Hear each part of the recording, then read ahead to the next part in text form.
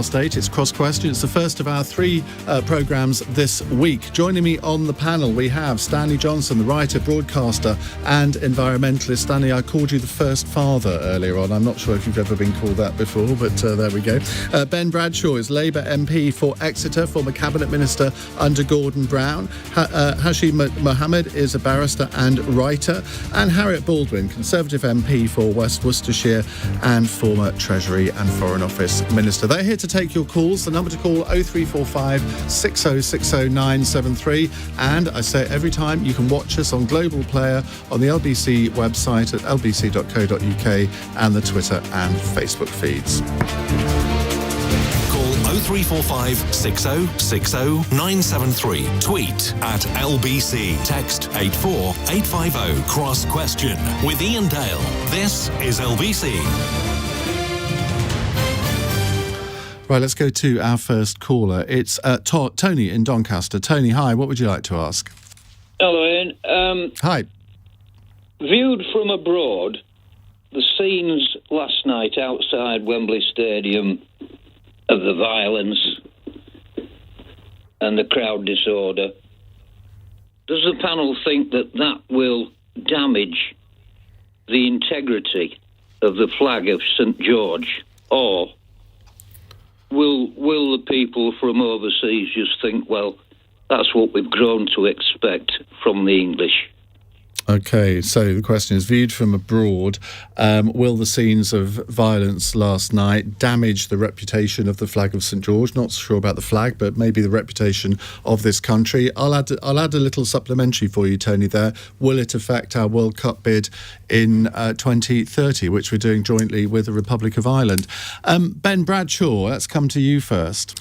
I hope it won't, Tony, and I hope what will be in people's minds was the grace and brilliance of the team and the whole approach that the team and the manager have taken to all of this. I mean, I'm pleased to say that I think 45 people have been arrested in connection with last night's disturbances, which is good news. I hope they're prosecuted.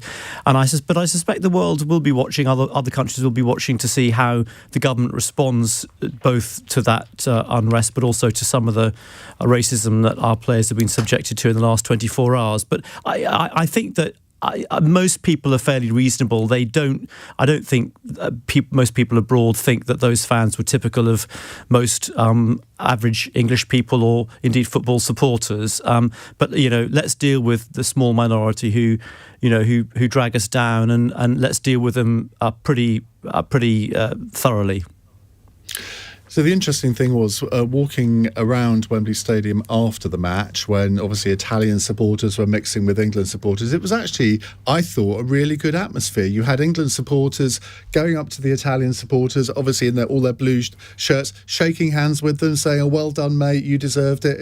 And that's how it should be. And yet, Hashi Mohamed, we have the reputation of our country damaged, as Tony is basically saying, through the actions of a mindless minority. Yes, good evening, Ian. Well, as a ratepayer in Wembley and who has lived with the whole of the Euros throughout the period, I can tell you a great deal about rubbish and reputation as far as Wembley is concerned. But I do want to stress that I think that it's definitely a minority. I was very lucky to go and see a couple of games. It's generally been amazingly good-natured. People have been very respectful and tried to make the most of it. And I do think that minority of people who cause that violence will undoubtedly have an impact. But I'll say this, I have plenty of friends in France, in Germany, in Sweden, and many places in Europe. And sadly, they have a particular image of the English fan, a wrong image, but an image that is cast almost in stone. And I don't think that this kind of scenario and what we saw in the last few days is going to do anything to displace that, sadly.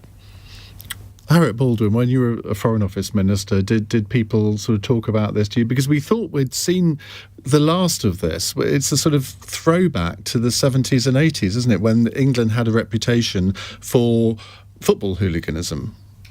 I certainly think that it was appalling to see that kind of bad behaviour, and I hope that it was not something that has marred in everyone's mind, particularly around the world, the wonderful joy that this tournament has brought to so many. And I think that in particular, speaking to people overseas, colleagues in other countries today, what struck them was how interesting it is to see how after the success of the vaccination rollout, we are actually having gatherings of this size and nature in this country again. And I think it really brought home to a lot of countries where they are completely locked down, how far the UK has come in terms of the vaccination rollout. Stanley Johnson, what did you make of it? I kind of missed out on this one. I was driving up from Exeter. There's Ben over there. A long haul, I can tell you. And so you didn't even see it? No, I didn't. You call yourself an Englishman? No, I saw the match. By the way, I wasn't as lucky as you were. You were obviously there. I was there. For heaven's sake. No, I only just got back home from Exmoor in time to turn on the national anthem of Italy, which went on quite a long time, actually, the national anthem. Very good anthem, I think. Wonderful. Actually, is it Strauss? Or who? I have no idea. Well, absolutely superb. And I've got to say, then with extra time and the penalty shootouts and that long drive, I kind of went to bed. So I sort of missed this event, which I now hear has taken place. It wasn't like storming the Capitol. Well, it was a bit. I mean, I was literally, I'd just gone through the security and was about to walk into the stadium on the ground level, and I just heard this commotion behind me. Wow. And they were throwing the barricades out of the way, and there was about, I would say, 200 just basically stormed the place, and the stewards were incapable of holding them back, and they just rushed in, pelted up the steps, and there was no physical violence towards anybody else at that point. But I understand what happened was when they got inside the stadium, people who had tickets reacted rather badly to this, and as you can imagine, and so there were, I think, a few fracas there. So that it wasn't. It was violent because they ripped the barricades out of the way, but in terms of violence against people, it wasn't. That's no excuse. There wasn't a Donald Trump figure urging them on. Like that. Well, I don't think there was. No, I mean, Nigel Farage was standing next to me at the time, but that's neither here nor there. I know it's obviously a very serious issue, and I agree with whatever people.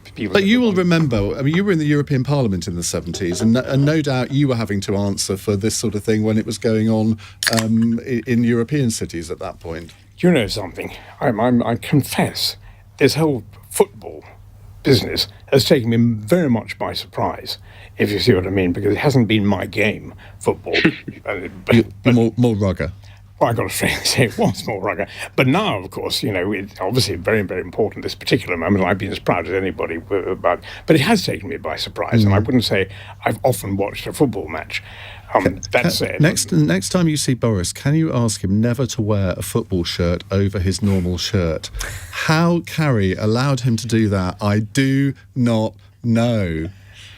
Because he's more into his rugby than football. Well, I shall take this message very, very, very seriously. I had other things I thought I might mention, like the real importance of getting a serious "let's end the loss of nature" target into the Environment Bill. But I think that's we can. Right, Tony. Let's come back to you. I presume you were watching last night. You were horrified by what you saw. I thought it was a very shameful event. In fact, it brought back your remarks to me of a couple of weeks ago when we were talking about patriotism and whether you'd ever been ashamed of the country. And you said to me that you had when you saw marauding, drunken football hooligans going through European cities. Yeah. And I thought, well, yeah, and I think this is another occasion when shame is the overriding thing that I experienced from it. I totally agree with you. I think I would say that it could have all been avoided had they not allowed people to turn up to the stadium with no tickets. I mean, there could have been, checks at maybe some of the railway stations so you couldn't get on the tube or the train if you hadn't got a ticket, that sort of thing. But it was all a bit too lax, I think. Tony, thank you very much indeed. Raveen in Croydon is with us. Hello, Raveen. Hi, Ian. Thank you very much for taking my call. Hello, panel. My question is really simple. After what we've seen today, does the panel now understand why these players were taking the knee? Harriett. Well, I think we can all thoroughly and roundly condemn the appalling racist abuse that has been sent in the direction of these magnificent players and this wonderful, wonderful team. And so I have said all along that I completely respect their decision to do what they were doing. And I think that it just shows that they're uniting in the face of what does still exist as a scourge in our country, which is this terrible racism. And I think that we need to make sure that for those very small minority of people who feel that way, that the social media companies are able and empowered to take action against people, often anonymously, who abuse these social media platforms. And so I would strongly urge the social media companies to block, mute, switch off, and also find the people who are posting these dreadful things. And the fact that the Home Secretary, before the tournament, was effectively saying it was gesture politics. We've had Tyrone Mings tweeting this evening saying you can't say things like that, and now then come out and say it's all very wrong. It's hypocrisy. Stanley Johnson, do you understand the critics of players who were taking the knee, saying, well, they shouldn't do it because it's supporting a political organisation, whereas the players themselves say, no, we're not supporting a political organisation, we are supporting a cause, and the cause is racial equality? I think I can absolutely agree with the players on this. History may reveal later on that there are other things behind the Black Lives Matter movement. Who can tell? But that's not what the players think. The players they're entitled to have their opinion. They're entitled to that opinion to be respected. So I very much agree with what Harriett has said on this. Hashi? Ian, when Marcus Rashford missed his penalty, and then Jadon Sancho stepped up and missed his penalty, my heart sank, because I thought to myself, my goodness, tomorrow they're going to get the worst possible abuse if we don't win this thing. And then there was a huge... I hear that, but do you not think that if Harry Kane and Harry Maguire had missed their penalties, they would have got it in the neck too? They might have got it in the neck for other reasons that have nothing to do with their races, and where they wouldn't have been abused by monkey emojis, and they wouldn't have been abused for basically being subhuman and all the other racist remarks that we have seen. But the point about taking the knee is really quite simple. Taking the knee is a nominal act, really a nominal act that is attempting to keep at the forefront of people's minds the profound problem that exists in our society. And these young people, who are incredibly gifted in the public eye, are using their public space and their public power to just say, look, this is what's happening. And to think that the Home Secretary was urging people, saying that there was absolutely no problem with people booing them, gives you an idea of the difference that we have in this society between those who claim to lead us and those who they just dismiss as nothing more than just footballers. That's the problem with this country. Ben Bradshaw, the Home Secretary, is a person of colour. She clearly takes a very different view to Stanley, Harriett, Hashi, and I guess yourself as well. Is she not entitled to express her view? Well, I think she's wrong about this, and I hope the events of the last 24 hours will have given her cause to reflect. I mean, in answer to Raveen's question, I've always understood why this gesture, of some people call it, was important and why it mattered. And I'm not sure I agree with Harriett that that we should simply respect their decision. We should support them in doing it. And it wasn't just the Home Secretary, it was the Prime Minister, it was the Tory MP whose name escapes me, who has boycotted the tournament. Lee Anderson. Yes, I mean, goodness gracious. I mean, what a silly man. Boycotted the whole tournament because of the players taking the knee. And, this was why they're doing it, because because of the racism that still exists in our society. Yes, it may be a small minority, and there was a poll out today saying it's only 7 or 8% of the population have hardened racist attitudes like this, but that's still 7 or 8% too many. And I think the players have done really well to withstand some of the pressure they came under and some of the criticism they faced for taking the. They stuck with their guns. They've made clear it's not associating themselves with any particular political party or particular movement. It's simply about standing up for racial equality. And I cannot understand why any politician of any respectable political party should have a problem with that. Let's not just respect it, let's support them doing it and condemn those people who boo them for doing it. Would all four of you support the continuation of taking the knee into next season? There was a school of thought among some people that said, well, they've made their point last season, and when the crowds come back, we might see an exaggerated version of the booing that happened in some of the earlier England games. But maybe now is the time to say, no, we are going to continue to do it. Harriett? Yeah, I think in light of what's happened, I would be surprised if they didn't want to continue doing it. I think, one of the things that it's come across in this tournament is that it has been, very much a welcome sign of the unity and diversity of the team. I think in some connotations in the States, it's been used to link to defund the police and so on. So I think to some extent the context does matter, because I'm sure that no one in the studio today would want to be defunding the police. Very briefly, Stanley. Well, I don't think I would like this taking the knee to go on forever and ever and ever, because I think there is a case for the depoliticisation of sport. I think there is a sort of general principle that sport is there and politics is there. You don't always want to mix the two, although I completely accept that in the circumstances of today, given what happened yesterday, it was an absolutely right thing to do. But nobody thought the Kick It Out campaign was politicising sport. Why would they think that this is... I mean, if they said, yes, we all want to defund the police and we all want to sort of dismantle capitalism, fine, you can make that argument, but they don't say that. No, I'm looking at the implications later on. I'm looking at how this could expand, could be taken up by other causes. Heaven's sake, I'm an environmentalist. Maybe I'd say, look, this is the time to throw cabbages on the field. Do you see what I mean? Let's not go there. Hashi. As an environmentalist, you wouldn't want to waste the food either. But on the point that I would agree with you that I agree with Stanley that I don't want to see this forever. I don't want to watch every game, every season of this happening. But equally, I would like for the FA and the Premier League and other people to take proper action. I'd like the social media companies to take proper action. I'd like us to have a better education system that takes account of these things.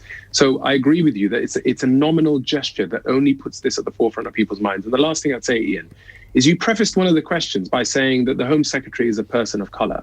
That in no way, shape or form means that she is either less wrong than anyone else who takes a different view on this, nor does it give her cover to basically, incite people to boo our players because of her particular political views. I could care less if she was Asian, black, white. She is wrong, and she's in a position of power, and she's used that power completely and utterly irresponsibly. That's the point here.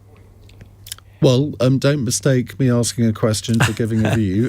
Ben? Not at all. Yes, I completely agree. I completely agree with Hashi on that, Iain. And I agree with him also about the FA. I mean, I've heard lots of warm words from the FA across the media today, but I still cannot understand why these fans, who must be quite easily identifiable either from camera pictures or from their social media profile, aren't already banned from football matches for life. It can't be, beyond the wit of humankind to enforce that ban. I mean, it's because they're dragging the reputation of the country and the vast majority of decent England fans down.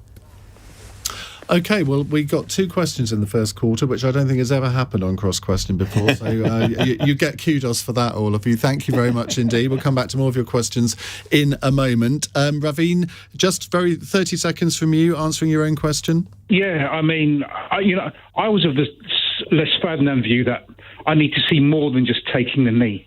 Yeah, and maybe it was time for it to to stop, because it just kind of feels like just a gesture. We want to see more, but I totally get it. And in fact, it was the booing that made me want them to do it even more. Yeah, and it's that if they'd been.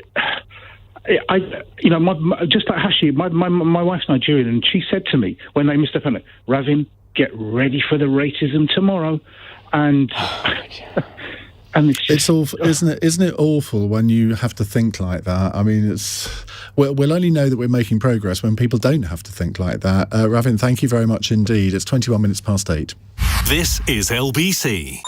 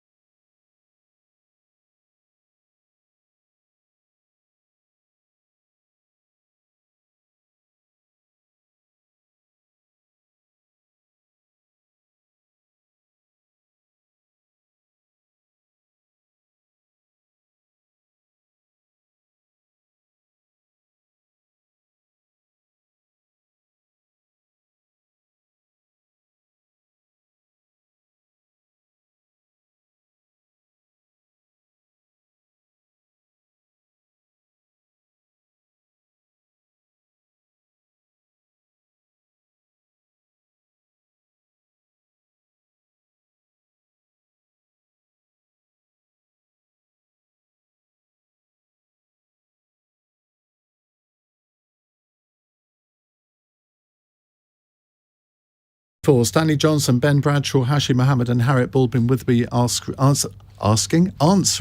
your questions. Let's go to Luke in Bromley. Hi, Luke. Hi, guys. Hi, everybody. When the 19th of July comes, will it reveal the true impact on society of these lockdowns, and how can we fix it? Hashi.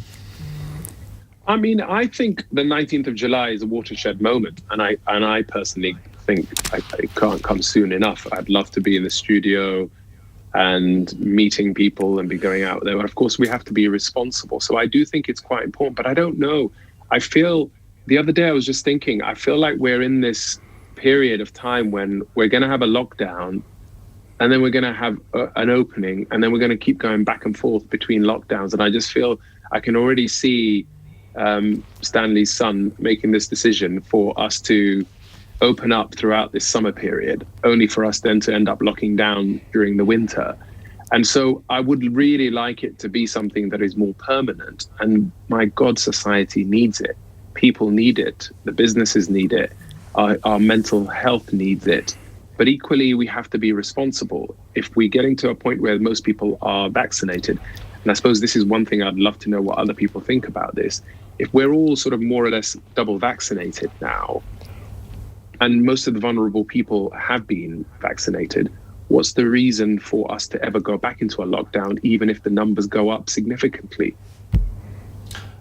Stanley, that's an important point, isn't it? Which I think a lot of people have lost sight of, that if the vaccination programme was worth anything, it's exactly for that reason, isn't it? That we can open up and still maintain a reasonable confidence that we're not going to be hospitalised if we get it. I'm with Hashi 100% on this. I don't think we can possibly go back into lockdown, and I think that we've just got to be steady as we go now. We having opened up, we've got to stay open.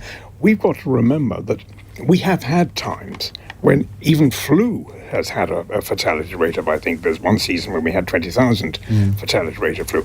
You know, we've just got to look this one in the face. Death may happen, illness may happen, but the figures will be small, and I don't think we should be deterred. Now, I personally have no inside knowledge on this topic, none at all. But I very much expect that 19th of July, as Hashim said, will be a watershed moment, and I do not expect that we'll go back into lockdown. In essence, Harriett, it's learning to live with COVID, isn't it? That's what we've all got to try and do. And when the government say, well, it's not going to be mandatory to wear masks anymore, that doesn't mean to say that we all just throw our masks away. We make judgments on the circumstances where we think we should continue to wear them. Yeah, I mean, I warmly welcome this moment where we can move from passing laws to make people do things to actually taking responsibility for our own decisions on things like masks and in terms of the precautions that we take. But I think, Hashi is absolutely right in that what's different this time is that we've all been vaccinated. So 87% of people have had one jab. I think 66% have had two. And I think what is the sort of feeling that people have is that you have to pinch me because I can't believe how miraculous these vaccines are turning out to be. They are turning out to be incredibly effective, even against the Delta variant. So for last week, with the Office for National Statistics came out with, Iain, I'd be interested to know if you know how many people would normally pass away in a typical week in the United Kingdom of all causes. No idea. So the last week, the ONS has published statistics, it was 8,700. How many of those people in that week died of COVID? 99. Of COVID or with COVID? Of. So 99 out of... So I think by looking at the statistics every day of just one particular illness, it's been a horrible illness, don't get me wrong, it's been a horrible illness, it's been very contagious, and we've had no antibodies for it at first. We now do have the antibodies, and that's why I think we'll sort of take a deep breath, step back, realise that we've had these miracle vaccines and we can move to a new phase of dealing with this pandemic. Ben, it's interesting, those figures that Harriett just gave there, because if you look at the total death rate for 2020 and compare it to 2018, fewer people died in 2020 than 2018, even though we had all of those, 100,000 deaths through the pandemic. So, and presumably it's partly because there weren't people dying of flu because no one got the normal flu last year for obvious reasons, and maybe other fatalities were avoided as well. So it's terrible when you say that we have to learn to live with COVID and we will have to learn to accept a certain death rate, but that is just the fact of the matter, isn't it? Yes, I'm not quite sure you're right, Iain, that there were no excess deaths or there've been no excess deaths during COVID. But I mean, I stand to be corrected. It's just the calendar year. That's certainly I read. Yeah, but that's not the statistic that really matters, because what the statistic that really matters is excess deaths compared with the average year, and there have undoubtedly been excess deaths during COVID. But no, I completely take your point, and I've been one of those who's been arguing that we need to have an honest debate about this for some time. I voted against the last two extensions of the restrictions, partly for that reason and other concerns I had about it. But I think in a way Boris Johnson's rather spoilt this unlocking by going the whole hog and not keeping some of the rather sensible, I think, public health mitigations that don't cost the economy anything, such as masks on public transport, ventilation, and saying that if people can work from home, that they should continue to do so. Because I just think, I'm on the Transport Select Committee. We desperately need to get people back on public transport, not least so that roads don't get so congested, going back to the item you were having before this hour. But quite a lot of people quite concerned about going on crowded buses or tubes if masks aren't mandated. And I cannot understand why they've scrapped that. I hope, they've already kind of backtracked on it a bit, haven't they, in the last 7 days. I hope by the time this comes in next week, they will do so further. That just seems to me to be an unnecessary. You give people more confidence in a way if you keep some of these measures that don't hurt the economy. The only other thing I'd say is that I completely agree with the other contributors that we need to learn to live with this. We need to have an honest debate. We haven't quite had an honest debate yet about children and young people, have we? Because I'm not quite sure whether the government's policy, we're not so far vaccinating children or young people as when other countries are. So what's the alternative to that? Because if they're not going to be vaccinated, the only other alternative is they get infected, and eventually they achieve, or that cohort of people achieve herd immunity. But we haven't really discussed that properly. The only thing I can see that would reverse this is either if a variant emerges on which the vaccines aren't effective, and as others have said, they have proved to be very effective against all the variants so far, so let's keep our fingers crossed on that. And the other one is pressure on the health service. And I think, there are signs already of hospital numbers creeping up, and we know that there is massive pressure on the health service. We've already got the longest waiting times ever. There's a huge backlog of operations and treatments that need to be undertaken, and if numbers start building up again in hospitals and in A&E departments and in intensive care departments, I wonder what the government's response to that will be. I hope they're thinking about that now and putting in the resources as much as they possibly can in the short term to be prepared for that eventuality. Hashi, very quickly. Very quickly, it's just to pick up something there. I don't necessarily think we need to win the argument for avoiding further lockdowns by offering counterfactuals. When we start talking about excess deaths compared to 2018 to 2020, the basic premise suggests that those 2 years are comparable. There aren't. We will never know what life would have been like and what excess deaths we would have had it not been for all the lockdowns that we had, just as a basic premise. But what I think is the argument for no more lockdowns and the argument for coming back to normal in society is a very simple one. We are so far ahead of most people when it comes to vaccinations. We are now more aware than any other country. We are taking very good precautions, and the NHS hasn't been overwhelmed before. That argument can stand on its own. It doesn't need to be supported by how many people died in 2018 as compared to this year, or we've got to learn to live with it, which is also, the truth is that there are a lot of people who won't live with it because they won't live.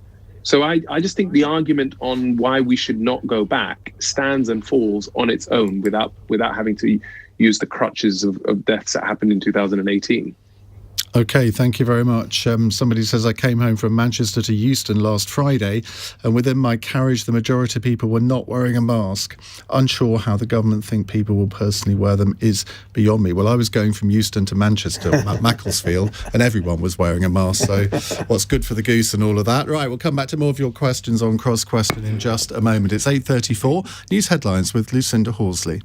England's final COVID restrictions will be eased next Monday, but the use of vaccine passports and face masks will still be encouraged. Experts fear there could be 200 coronavirus-related deaths a day over the summer as infections surge. England captain Harry Kane has said those behind the racist abuse of his teammates, "You're not England fans and we don't want you." Marcus Rashford, Jadon Sancho and Bukayo Saka were targeted online after missing penalties in last night's Euro 2020 defeat to Italy. The FA is going to look at how some fans without tickets were able to break through security barriers and get into Wembley Stadium. They managed to join around 60,000 others who had paid to watch the final. LBC weather, heavy showers across southern England this evening, easing overnight to leave clear spells, a low of 11 degrees. This is LBC. Hey, Harry.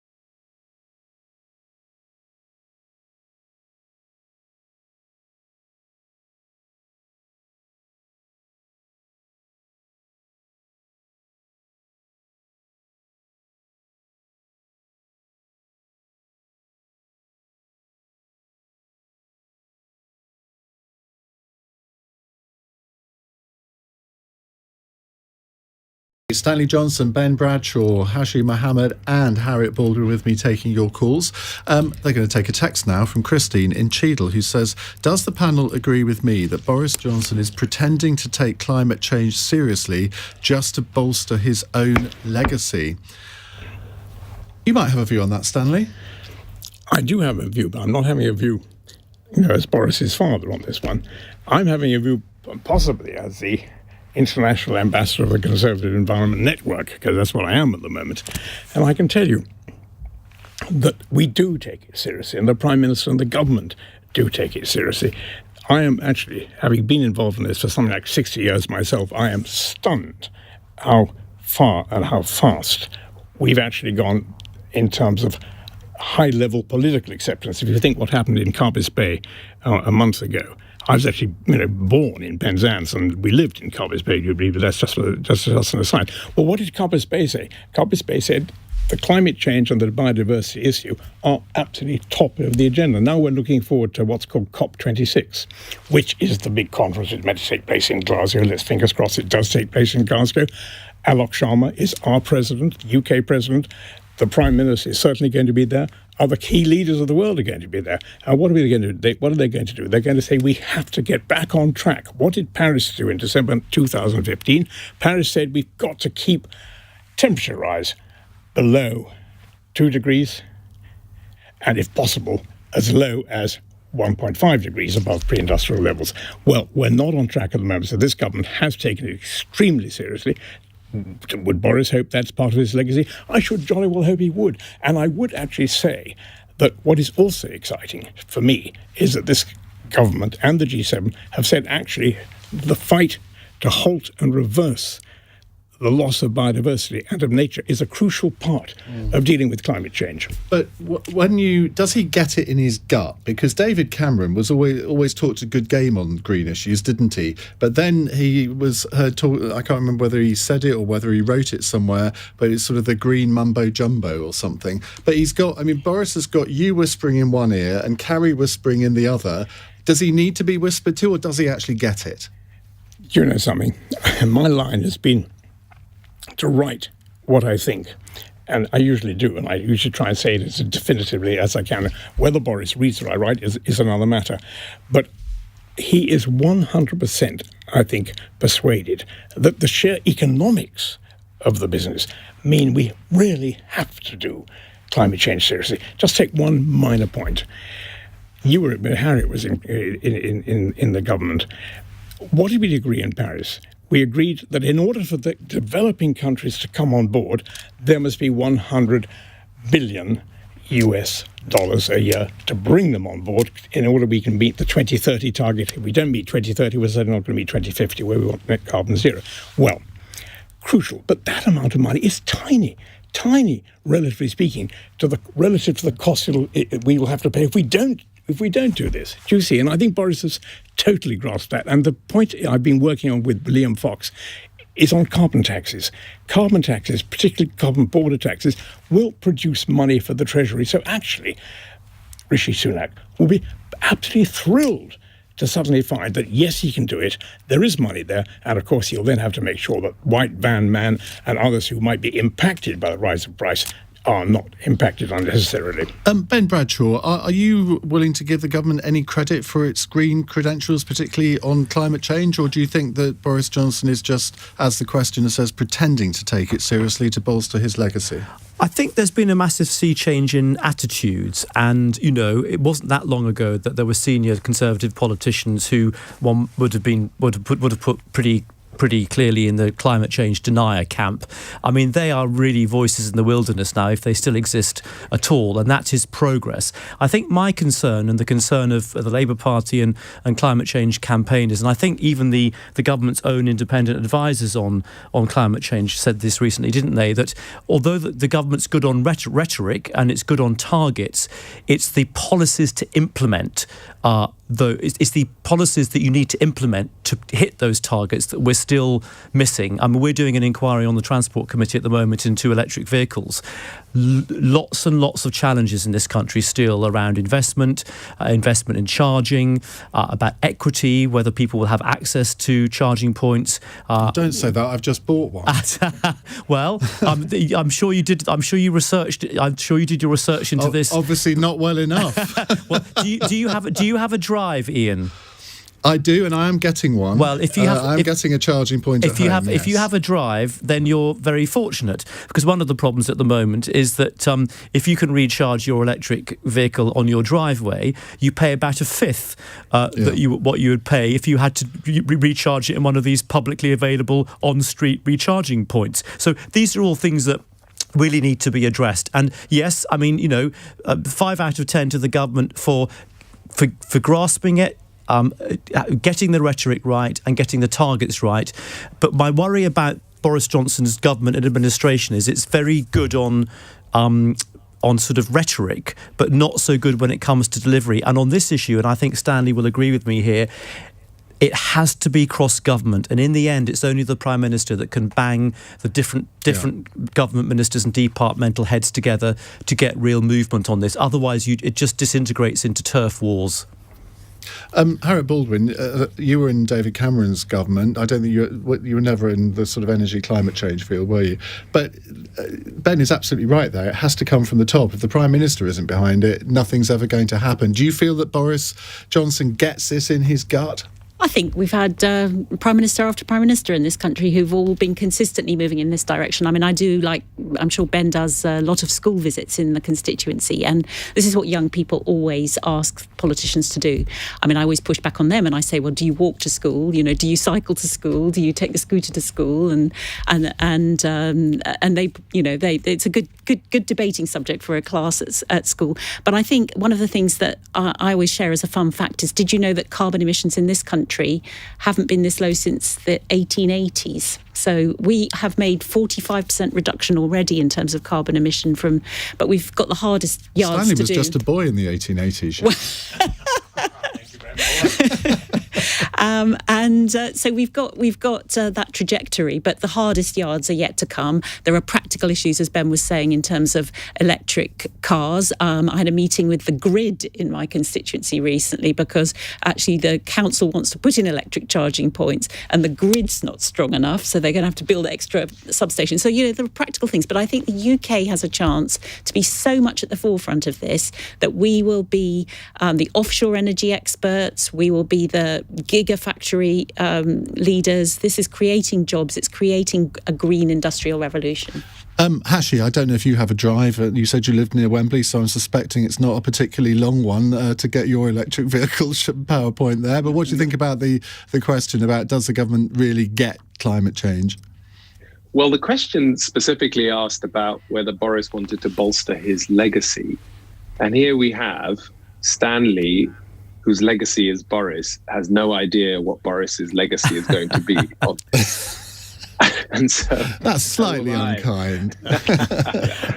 I am laughing at Stanley. So it's a tongue in cheek, but I think for me, I do have a drive, and I actually drive a hybrid, a Volvo. Probably has a driver as well. No, not yet, Stanley. I'll get there. I'm socially mobile. I've written a book on social mobility, so I'm trying to get there. I'm on my way. Very good it is too. What's it called? Just seeing as you've mentioned it. People like us, what it takes to make it in modern Britain. You wouldn't want to know about that, Stanley. You're already at the top. You're on your way down. Downhill all the way. But more seriously, you know, just picking up what Ben was saying, Volvo has a target. I drive a Volvo now. They have a target to have all of their cars electric by 2030. Volkswagen, which is already producing a number of cars that are electrically charged, are offering electric charging points in supermarkets to all cars, not just VWs. And so my answer to this is simply that I think that the businesses and companies will get there before governments do. I really believe that, because I think they know that where people are is that people do want to make a difference in their areas. They do care about their environments, but they want to be given options, actually acceptable and affordable options. We may have done a hell of a lot since the 1880s, but the truth is, look at China, look at the United States. If we don't have a proper global approach, there's only so much we as a small island can do to really move the dial. To say nothing of Nigeria, one of the biggest growing African nations, and all of the other industrializing nations, it's going to have to be much bolder and much, much quicker. Stanley, quickly. Well, I think it is going to be bold. If you just take the EU for a moment, the EU has now introduced, or is in the process of introducing, something called a carbon border tax. And the EU is going to say, sorry, folks, if you don't have carbon reduction programs, we are going to impose taxes on the imports, because it's the only fair thing to do. So I think that we can move. We have to move, obviously, with major other players like the EU, like the US. But I think it's not an act of war against China, but we simply have to say the time has come for everybody to bear the fair share. OK, we will take another of your questions in just a couple of minutes' time. On LBC, it's 8:49. This is LBC. This is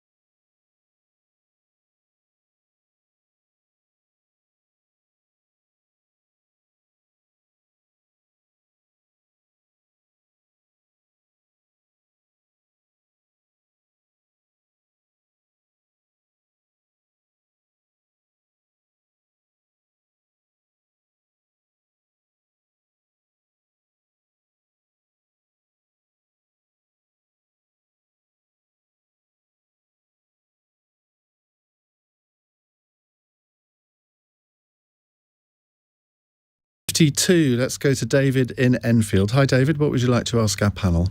Yeah, good evening, panel. In recent parliamentary testimony, Dominic Cummings observed that any political system giving the electorate a choice between Jeremy Corbyn and Boris Johnson as Prime Minister has gone seriously wrong. Does the panel agree? David, are you running? Go on, answer the question then. Well, I mean, honestly, who do you think we are, politicians? We're people who all thought we could do a better job than the people who were running the country. So, David, if you think you can do a better job, then feel free, go for it. But that is a widely held view, though, that it was a choice between the devil and the deep blue sea. Well, not by me. No, we'll come to you in a minute, Stanley. I wouldn't have expected you to agree with the premise of the question, but people often say, well, of course, we haven't got the politicians like we had in the 1980s or the 1960s. And I'm sure in 2060, people will be saying, we haven't got the politicians like we had in the 20-teens or whatever.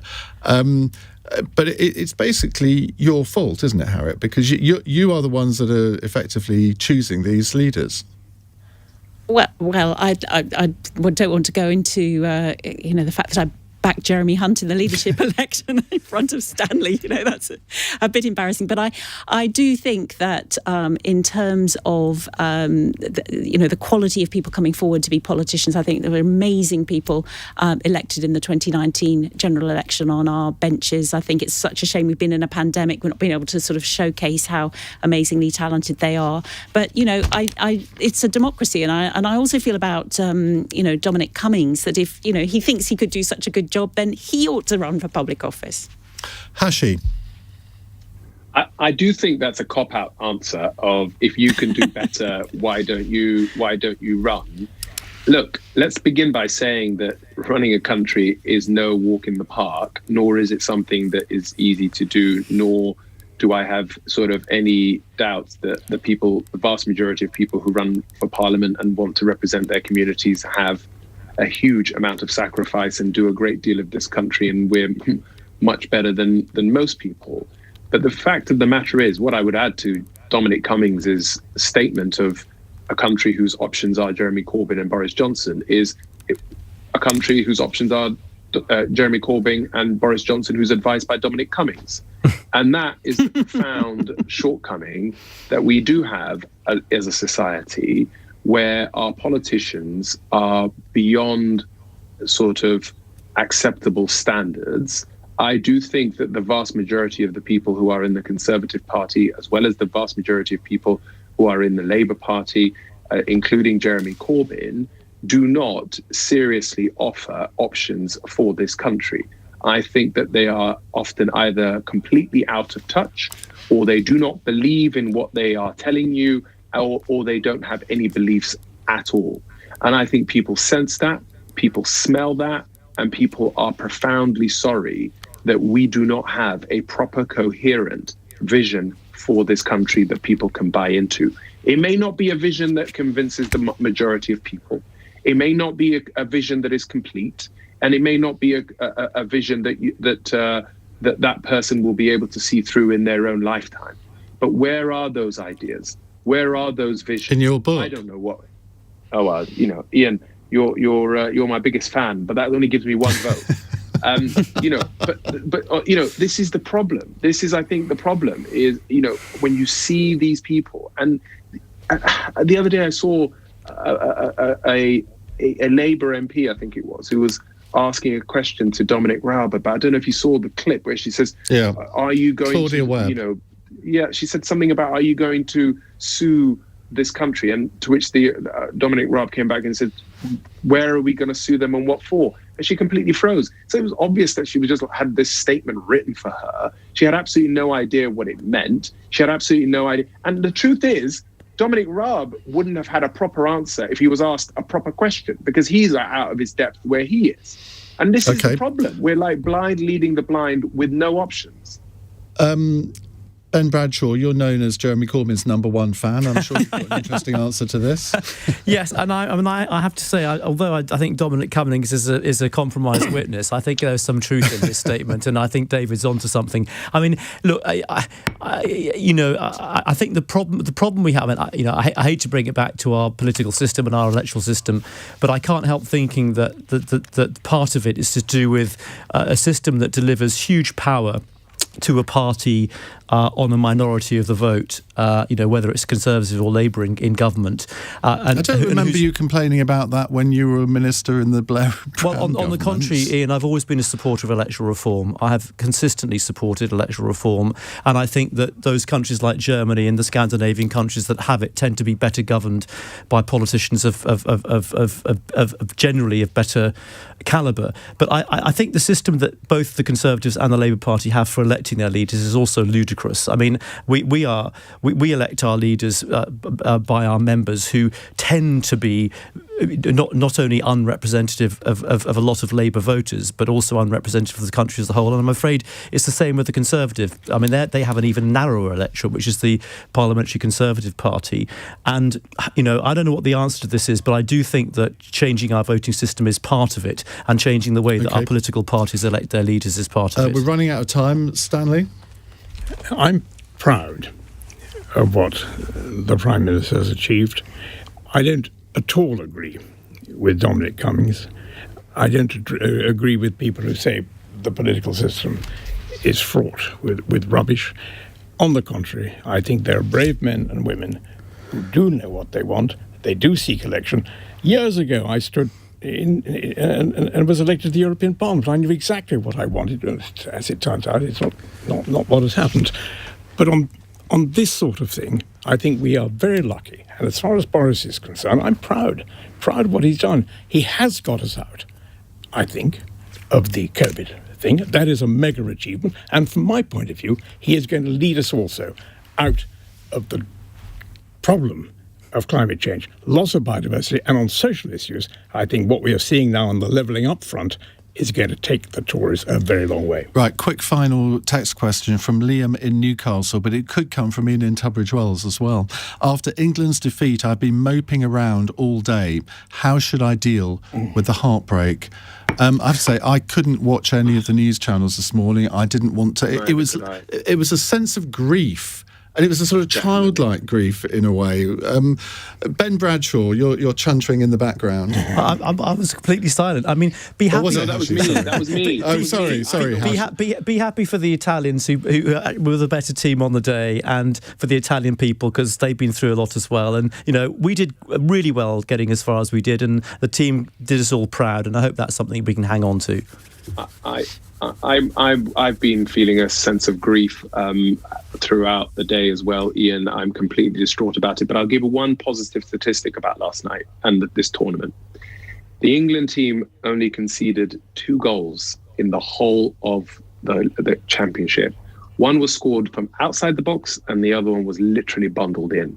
Now, if that doesn't tell you that we have a really decent team that's properly organised, that could go further with an average age of 25, then there's a lot to be cheerful about. And last night was just an arbitrary randomness that lost the stat, and I'm still feeling the pain.